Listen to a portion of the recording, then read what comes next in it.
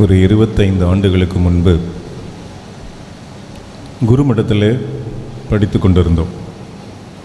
அப்பொழுது இந்த வாசிக்கப்பட்ட நற்செய்தி பகுதியானது விளக்கம் சொல்லி கொடுக்கப்பட்டது.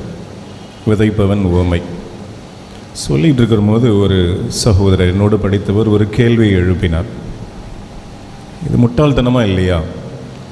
இந்த விதைப்பவன் விவசாயி ஏன் போய் வழியோரத்தில் விதையை விதைக்கணும்? ஏன் போய் அவன் பாறை நிலத்தில் விதையை விதைக்கணும்? ஏன் அவன் முட்செடிகளுக்கு நடுவில் விதையை விதைக்கணும்? எல்லா விதையும் நல்ல நிலத்தில் விதைச்சிருக்கலாமே. எல்லா விதையும் நல்ல நிலத்தில் விளைச்சிருந்தா 30 மடங்கு 60 மடங்கு 100 மடங்கு கிடைச்சிருக்குமே. ஏன் அப்படிங்கிற ஒரு கேள்வியை முன்வைத்தார். அன்புக்குரியவர்களே, இது உண்மையாலுமே நல்ல ஒரு கேள்விதான். நல்ல நிலத்தில் விதைச்சிருக்கலாமே அப்படிங்கிறது கேள்வி. இந்த சகோதரருக்கு சில புரிதல்கள் இல்லை என்பது தான் உண்மை. என்ன புரிதல் இருந்திருக்கணும் அப்படின்னா, அந்த பாலஸ்தீன் நாடு, இயேசு வாழ்ந்த பகுதி, அந்த பகுதியில் நிலப்பரப்பு எப்படி இருக்கும்னா நம்ம ஊர் போல் சமதளமாக இருக்காது. அப்போ சமதளமாக நம்ம வயல் போல் அப்படிலாம் இருக்காது. இது பாறை, முட்புதர், வழி எல்லாம் கலந்த ஒரு நிலம்தான். ஏற்கனவே அவர்கள் ஏழைகள். அவருக்குன்னு ஒரு சின்னோண்டு ஒரு நிலப்பகுதி இருக்கும். அந்த நிலப்பகுதியில் எல்லாமே இருக்கும். நல்ல மண்ணும் இருக்கும், பாறை இருக்கும், முட்செடியும் இருக்கும், எல்லாம் இருக்கும். உழுத பிறகும் திருப்பி வளரும். அதெல்லாம் நல்லா உழுதுட்டு தான் செய்வாங்க, ஆனாலும் திருப்பி வளரும். ஒன்றும் செய்ய முடியாது. இதுதான் அவர்களுக்கு கொடுக்கப்பட்ட நிலம். இயற்கை அவர்களுக்கு கொடுத்த மண் இதுதான். இயற்கை அவர்களுக்கு கொடுத்த மண் இதுதான். அதில் தான் அவர்கள் விவசாயம் செய்தாக வேண்டும். அதில் தான் அவங்க விவசாயம் செய்தாகணும். வேறு வழி கிடையாது. அப்போ என்ன இருக்கோ அதை வச்சு அவர்கள் விவசாயம் செய்து அதிலிருந்து என்ன பலன் கிடைக்குமோ அதை அவர்கள் அனுபவிக்கக்கூடிய விவசாயிகள். விதைப்பவன் என்பவன். அன்புக்குரியவர்களே, இந்த புரிதல் இப்போ வந்த பிறகு நம்முடைய கேள்வி, ஏன் இந்த நேரத்தில் இப்படி செஞ்சார் அப்படிங்கிற கேள்வி வராது. ஏன் வழியோரத்தில் விதைச்சார், ஏன் பாறையில் விதைச்சார், ஏன் முள்ளில் விதைச்சார் அப்படிங்கிற கேள்விகள் எல்லாம் வராது. அன்புக்குரியவர்களே, வாழ்க்கையில் புரிதல் என்பது ரொம்ப அவசியமானது. சில நேரங்களில் சில விஷயங்கள் நமக்கு புரிய மாட்டுது. அதுதான் பெரிய சிக்கல். புரிய மாட்டுது. ஏன் எனக்கு விளைச்சல் கிடைக்கல? ஏன் விளைச்சல் கிடைக்கல? என் குடும்பத்தில் நான் உழைச்சிருக்கிறேன். என் குடும்பத்தில் நான் இவ்வளவு காரியங்கள், தியாகங்கள் பண்ணியிருக்கிறேன். என்னுடைய பங்கீடு, இந்த குடும்பத்திற்கான பங்கீடு, இல்லை இந்த உறவுகளுக்கான பங்கீடு, இந்த கணவன் மனைவியாக இருக்கட்டும், மனைவி கணவனுக்காக இருக்கட்டும், நான் இவ்வளவு கொடுத்திருக்கிறேன். இவ்வளவு கொடுத்தும் ஏன் எனக்கு விளைச்சல் வரவில்லை? ஏன் எனக்கு இன்னும் விளைச்சல் கிடைக்கல? ஏன் எனக்கு திருப்பி கிடைக்க மாட்டேது அப்படிங்கிற கேள்விகள் எல்லோருக்குள்ளும் இருக்கிற கேள்விகள். ஏன் எனக்கு கிடைக்கல? ஒரு கைமாறு கிடைக்கணுமே, ஏன் கிடைக்கல அப்படிங்கிற கேள்விகள் எப்பொழுதுமே நமக்குள்ளே இருந்து கொண்டே இருக்கும். இது அடிப்படையான கேள்வி. இந்த கேள்வியிலேருந்து நம்ம தப்பிச்சு வரமாட்டோம். அன்புக்குரியவர்களே, இந்த கேள்விக்கு அழகான பதில் தான் இன்றைய நற்செய்தி வாசகம். என்ன நமக்கு புரிதல் வேண்டும் என்றால், நாம் அன்பு என்ற விதைகளை விதைத்தோம். அன்பு என்கின்ற விதைகளை விதைத்தோம். பாசம் என்கின்ற விதைகளை விதைத்தோம். நம்முடைய உழைப்பு என்கின்ற விதைகளை இந்த மனங்களுக்குள்ளே விதைத்தோம். இந்த மனம் நல்ல நிலமாக இருந்துட்டா பிரச்சனை இல்லை, நல்ல நிலமாக இருந்துட்டா பிரச்சனை இல்லை. ஆனால் அங்கே போய் ஒரு சிக்கல் இருக்குதே. இந்த மனதில் பாதையோரம் அதுவும் இருக்குது, பாறை நிலப்பகுதியும் இருக்கிறது, முட்புதர்களும் இந்த இதயத்தில் இருக்குது, நல்ல மணலும் இருக்கிறது. என்ன செய்ய முடியும்? இதுதான் யதார்த்தம், வாழ்க்கையுடைய யதார்த்தம். என் கூட வாழுறவங்க அப்படியே பர்ஃபெக்ட் பீயிங் கிடையாது, முழுமையாக நிறைவு பெற்றவர்கள் கிடையாது, அரைகுறையானவர்கள். திருமணத்தின் போது வாக்குறுதி கொடுப்பாங்க. திருமணத்தில் வாக்குறுதி, நான் உன்னை ஏற்றுக்கொள்கிறேன் என்பதுதான் வாக்குறுதி. இருப்பது போல ஏற்றுக்கொள்கிறேன்.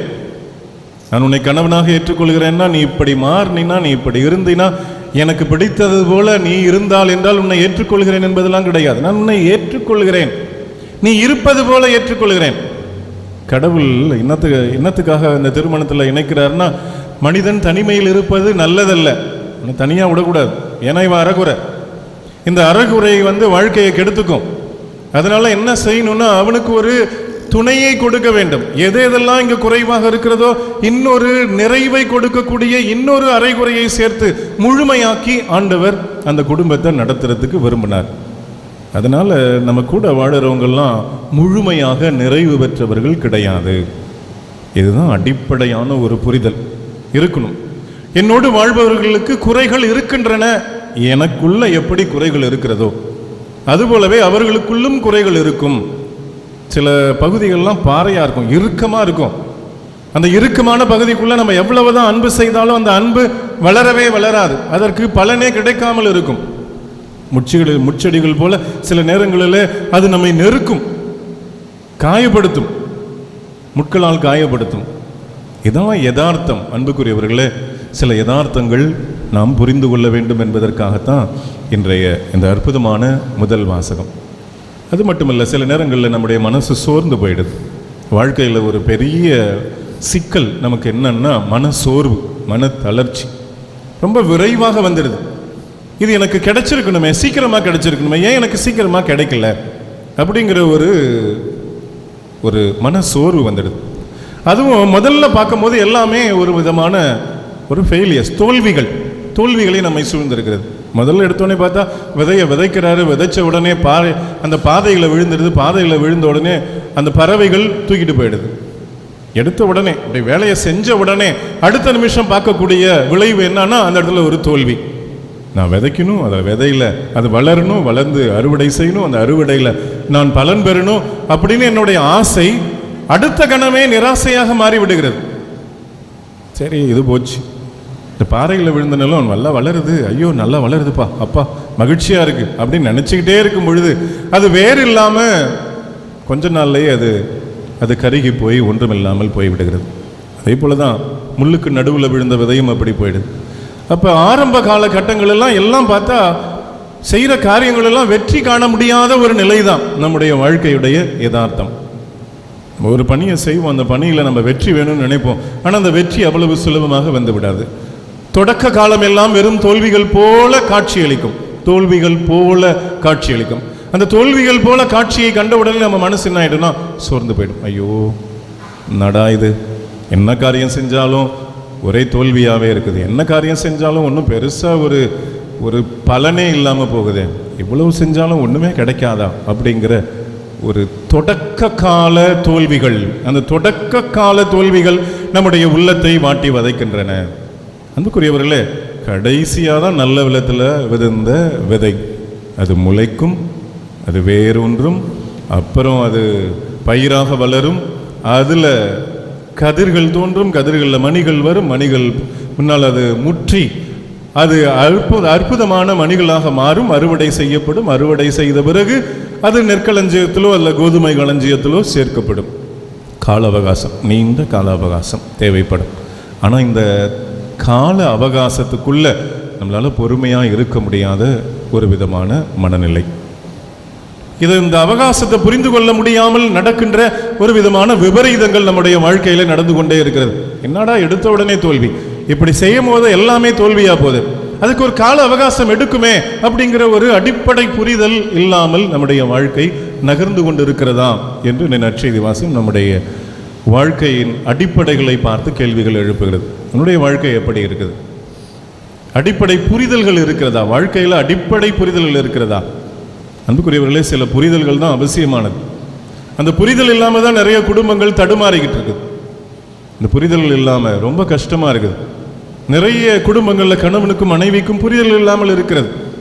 ஏன்னா நான் எதிர்பார்ப்பது நடக்கவில்லை, நான் நினைப்பது போல இங்கே இல்லை, நான் நினைப்பது போல உடனே எனக்கு அப்படியே நான் விரும்புகின்ற விதத்தில் எனக்கு அன்பு கிடைக்கவில்லை.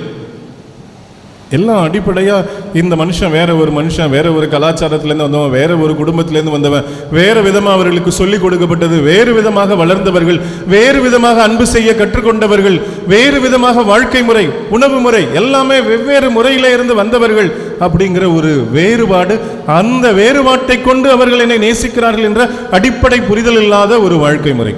அன்புக்குரியவர்களே, இதுதான் நம்முடைய குடும்பங்கள் நடக்கின்ற ஆபத்து.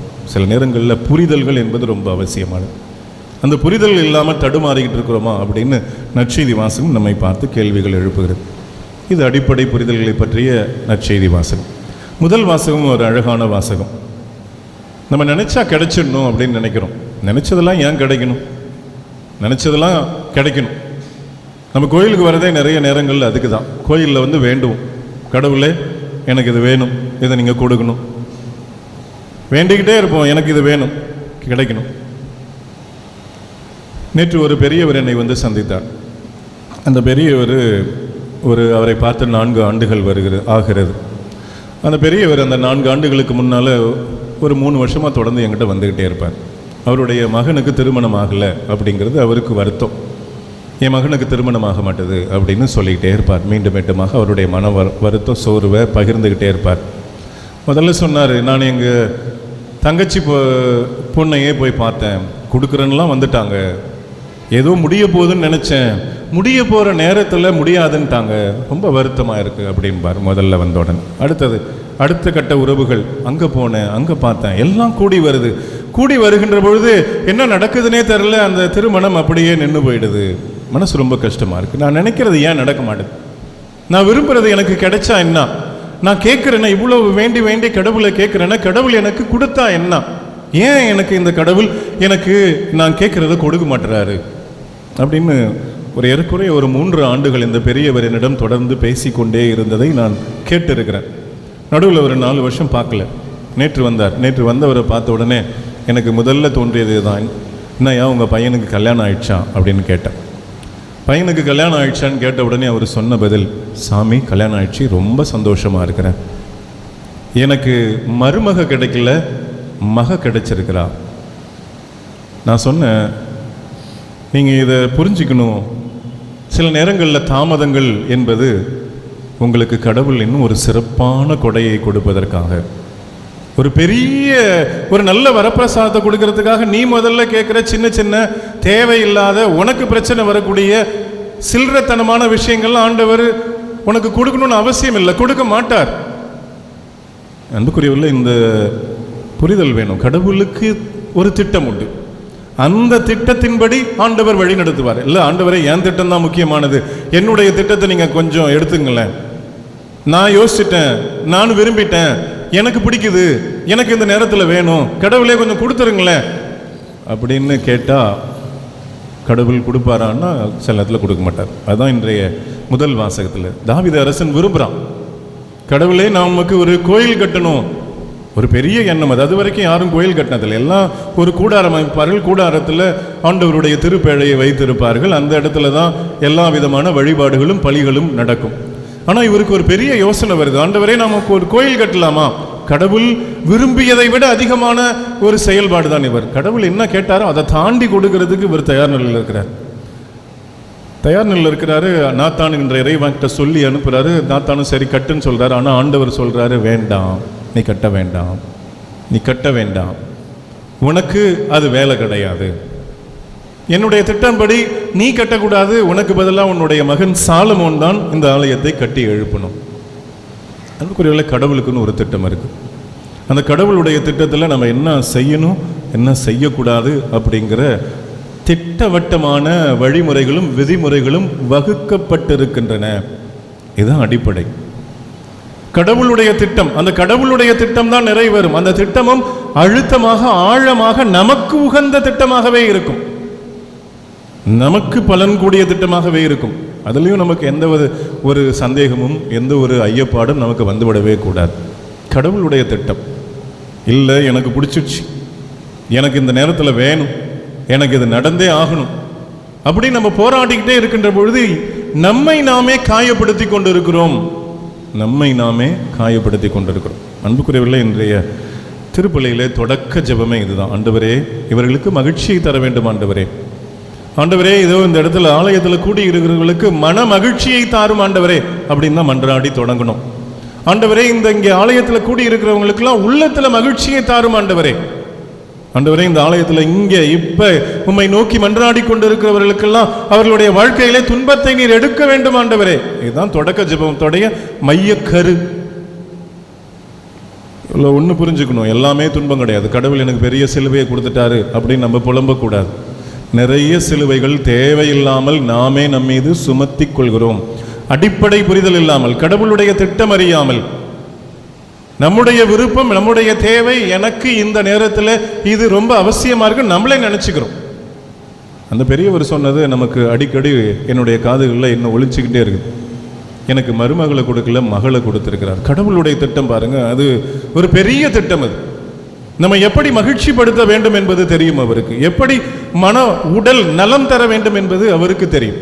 அதனால அவரு பார்த்துப்பாரு அப்படிங்கிற ஒரு மனநிலை, கடவுளுடைய திட்டத்திலே பங்கெடுப்பது. அன்புக்குரியவர்களே, அதுதான் நம்ம இந்த திருவிழாவாக கொண்டாடுறோம். அன்னை மரியாளுடைய இந்த அற்புதமான திருவிழாவை கொண்டாடி கொண்டிருக்கிறோம். இந்த காணிக்கை கொடுக்கும்போது கூட உன்னுடைய உள்ளத்தை ஒரு வாள் ஊடுருவி பாயும் என்று சிமியோன் இறைவாக்கினர் அன்னை மரியாளுக்கு ஒரு இறைவார்த்தையை தருகிறார். புரியல மாதாவுக்கு, புரியலங்கும் போது பேசாமல் அமைதியாக இருக்கணும். நேற்றைய வாசகத்தில் பார்த்துருப்பீங்க, அவருக்கு பித்து பிடிச்சிட்டு, ஏசுனாருக்கு பித்து பிடிச்சிட்டு அப்படின்னு சொல்லிட்டு பைத்தியம் ஆயிட்டார் அப்படின்னு சொல்லிட்டு எல்லாரும் உறவுகளோடு போகிறாங்க. போகும்பொழுது அங்கே உட்காந்துருக்கும் போது மாதாவுக்கு செய்தி வருது, யார் என்னுடைய சகோதர சகோதரிகள், யார் என்னுடைய தாய் அப்படிங்கிற ஒரு கேட்குற கேள்வி எழுப்பப்பட்டது என்கின்றது அவருக்கு கிடைக்குது. அந்த செய்தி கிடைக்கும் பொழுது சில நேரங்களில் கஷ்டமாக இருந்திருக்கும். என்னடா அது இப்படிப்பட்ட ஒரு கேள்வியா, யார் என்னுடைய தாய் அப்படின்னு கேட்கப்படுகிற கேள்வி. சில நேரங்களில் புரியாத பொழுது மாதாவுடைய அற்புதமான செயல்பாடு நமக்கு ரொம்ப முக்கியமானது. மாதா ரொம்ப அலட்டிக்க மாட்டாங்க, எல்லாவற்றையும் உள்ளத்தில் இருத்தி சிந்தித்து வந்தால், அதுதான் மாதாவுடைய அற்புதமான செயல்பாடு. எல்லாவற்றையும் உள்ளத்தில் இருத்தி சிந்தித்து வந்தான். நம்ம எப்படின்னா, நமக்கு ஒரு நிகழ்வு நடந்த உடனே அதற்கு ஒரு பதில் விளைவு, ஒரு வந்தோடனே ஒரு ஆக்ஷன் வந்தோடனே ஒரு ரியாக்ஷன், நம்ம எப்படியாவது அதை உடனே செஞ்சு முடிச்சிருவோம். எந்த ஒரு நிகழ்வு நடந்தாலும் அதற்கு உடனே ஒரு எதிர்வினை ஆட்டி விடுகின்ற ஒரு விதமான மனநிலை நமக்கு இருக்கிறது. மாதாவுடைய மனநிலை அப்படி கிடையவே கிடையாது. இது எனக்கு புரியல, கடவுளுடைய திட்டம் நடக்குது, ஒன்று புரியல, கடவுளுடைய திட்டம் நடக்குது, இந்த நேரத்தில் என்னால் புரிஞ்சுக்க முடியல, அமைதியாக இருக்க போகிறேன். வாழ்க்கை நகர நகர வாழ்க்கை எல்லாவற்றையும் தெளிவுபடுத்தும், வாழ்க்கை கற்றுக் கொடுத்தும். கடவுளால் ஆகாதது ஒன்றுமில்லை, கடவுள் எனக்கு நல்லதை மட்டுமே செய்வார். இதோ இனி வரும் நாள் எல்லாம் என்னை பேறு பெற்றவர் என்று சொல்வதற்காக கடவுள் என்னை அழைத்திருக்கிறார். அதனால கடவுளுடைய திட்டம் நிறைவேறும். அமைதி, மன அமைதி, அந்த அன்னை மரியாளுடைய அமைதி, அந்த மன அமைதி, பொறுமையாக நிதானமாக புரியாத நேரங்களில் அமைதியாக இருக்கின்ற மனநிலையை நாம் பெற்றுக்கொள்ள வேண்டும் என்பதுதான் இந்த நவநாளிலே நமக்கு கொடுக்கப்படுகின்ற அழைப்பு. அன்புக்குரியவர்களே, இந்த மனநிலை ஒன்று புரிஞ்சுக்கணும். நமக்கு புரியாத விஷயங்கள் நிறையா இருக்குது, நம்ம எல்லாத்தையும் புரிஞ்சுக்கல, நம்ம புரிஞ்சுக்கிட்டதெல்லாம் சரியும் கிடையாது, நம்ம புரிஞ்சுக்கிட்டதில் நிறையா தவறுகளும் இருக்கிறது. அது கணவனை பற்றி புரிஞ்சுக்கிட்டதோ, மனைவியை பற்றி புரிஞ்சுக்கிட்டதோ, பிள்ளைகளை பற்றி புரிஞ்சுக்கிட்டதோ, பெற்றோர்களை பற்றி புரிந்து கொண்டதோ சரியான புரிதல் கிடையாது, அரைகுறையான புரிதல் கூட தவறானது. மீண்டுமாக இவையெல்லாம் கேள்விக்கு உட்படுத்தப்பட வேண்டியவை. நம்முடைய புரிதல் அனைத்தும், எல்லாத்துக்கும் கடவுளுடைய ஒரு திட்டம் இருக்குது, அந்த திட்டத்தின்படி நடக்குது, கடவுள் பார்த்து கொள்வார், கடவுளால் ஆகாதது ஒன்றுமில்லை அப்படிங்கிற நம்முடைய இந்த மனதில் ஓடுற எண்ண ஓட்டங்கள், வேகமாக ஓடிக்கிட்டு இருக்க எண்ண ஓட்டங்களில் கொஞ்சம் பொறுமையாக நிதானமாக்கி ஆண்டவர் பார்த்து கொள்வார் என்கின்ற மன நிம்மதியிலே, மன அமைதியிலே வாழ முயற்சி செய்வோம்.